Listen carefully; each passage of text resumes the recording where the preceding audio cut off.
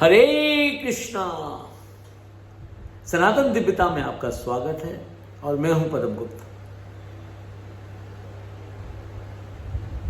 एकादश रुद्र की श्रृंखला में तृतीय रुद्र हैं गिरीश। आज हम इस पर चर्चा करेंगे। कैलाश शिखर प्रोदन मणि मंडप मध्यग गिरिशो गिरिराज प्राण बल्लभो अस्तु सदा मुदे। कैलाश के उच्चतम शिखर पर मणि मंडप के मध्य में स्थित पार्वती के प्राण वल्लभ भगवान गिरीश सदा हमें आनंद प्राप्त करें। भगवान शिव के निवास का वर्णन 3 स्थानों पर मिलता है। प्रथम भद्रवट स्थान जो कैलाश के पूर्व की ओर और लोहित गिरी के ऊपर है। दूसरा स्थान कैलाश पर्वत पर और तीसरा मुंजवान पर्वत पर है। वैसे तो भगवान शंकर बैरागी और संयम की प्रतिमूर्ति हैं, किंतु उनकी संपूर्ण लीलाएं कैलाश पर संपन्न होने के कारण कैलाश पर्वत उन्हें विशेष प्रिय है। कैलाश पर्वत पर भगवान रुद्र अपने तीसरे स्वरूप गिरीश के नाम से प्रसिद्ध हैं। शैवगम में तीसरे रुद्र का नाम गिरीश बताया गया है। कैलाश पर्वत पर भगवान रुद्र के निवास के 2 कारण हैं।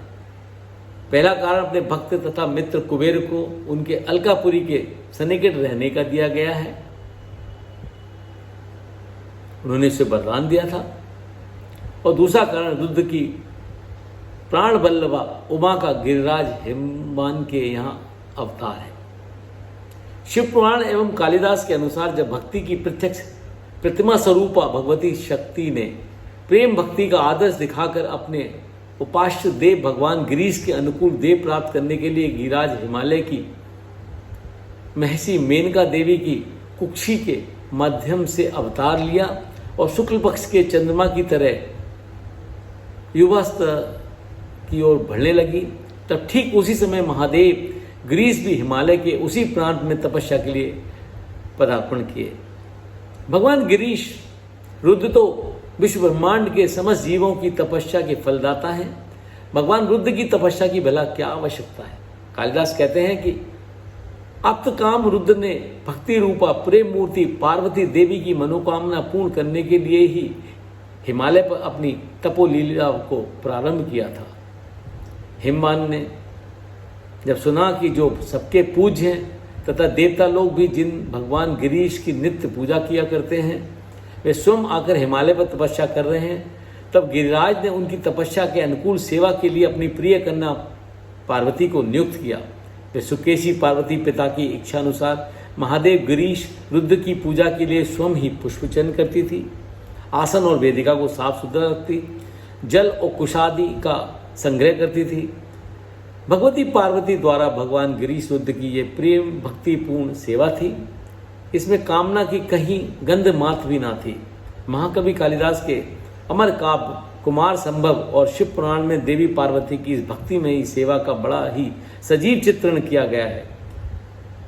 वास्तव में कामारी शंकर का पार्वती जी की भक्ति कामना को सिद्ध करने के लिए जो तप निरंतर स्वरूप है वही गिरीश रुद्र का करुणामय रूप है। आदि भौतिक रूप में इन्हीं भगवान गिरीश की अग्नि मूर्ति तेजोलिंग अरुणाचल में अवस्थित है।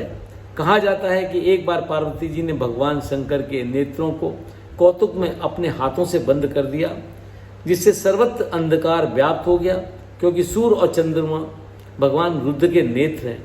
इसी सृष्टि के संपूर्ण प्राणियों के प्राणों के लिए संकट उपस्थित हो गया।